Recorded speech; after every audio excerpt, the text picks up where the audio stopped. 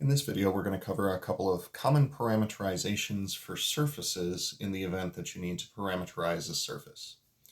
I would say one of the more common things that we're going to find as far as parameterizations are concerned is if z is equal to some function of x and y. Now, in the event that z is equal to a function of x and y, the parameterization that I would recommend that you use is simply going to be that x and y are your two parameters, which can then be plugged into whatever the function happens to be for z. So, fairly common way to do it.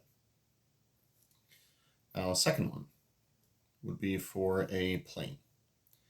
Now, when you have a plane, typically what we would do is come up with a couple of vectors in the plane, give them a cross product to come up with the standard form of a plane, ax plus by plus cz plus d is equal to 0.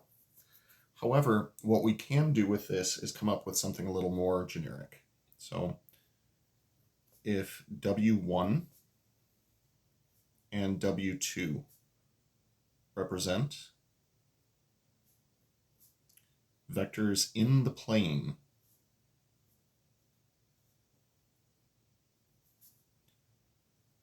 and we have a point that we'll refer to as x1, y1, z1 is in the plane, then a common parameterization that you can come up with is going to look very similar to the parameterization of a line. Start with the starting point. Normally after this we would say plus direction vector times parameter, but here we have essentially what are two direction vectors. So, well, shoot, this isn't going to work particularly well in this form. Let's go with this instead. Let's say that the parameterization in terms of u and v is going to be equal to the initial point represented as a vector, so x1, y1, z1, plus the vector w1 times one of your parameters plus the vector w2 times the second parameter. In vector form, this is going to wind up looking a little bit better. So essentially, you'll have each of these coordinates plus a corresponding component times one of the parameters. So yeah, that'll work out okay. All right, for the third one, let's talk about cones.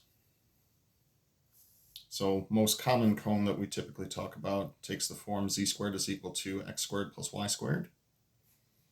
Cones look fantastic once you convert them into polar coordinates.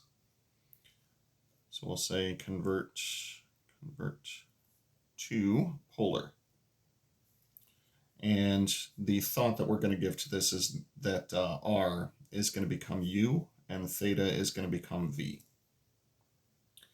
So what we'll typically do in a conversion to polar is say that x is equal to r times the cosine of theta, or in this case u times the cosine of v.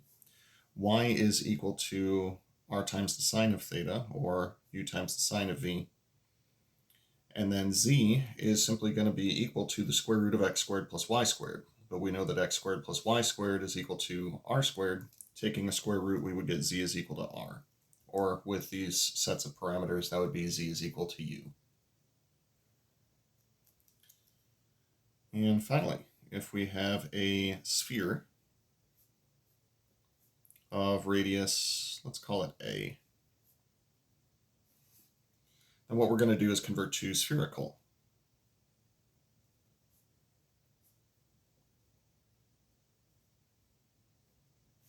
So in the conversion to spherical, we're going to think to ourselves that let's let u be equal to phi, and let's let v be equal to theta. We don't need anything for rho because we have this nice consistent radius already. We're going to refer to it as a. So normally when we perform the conversion into spherical coordinates, x would be equal to r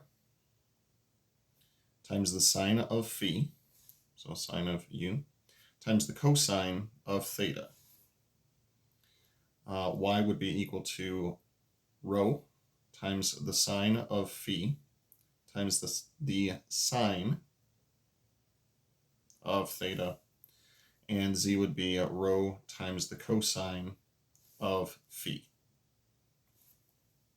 Now depending on which part of the sphere you'd be talking about, we would need to put bounds on both u and v. If you wanted the entire sphere,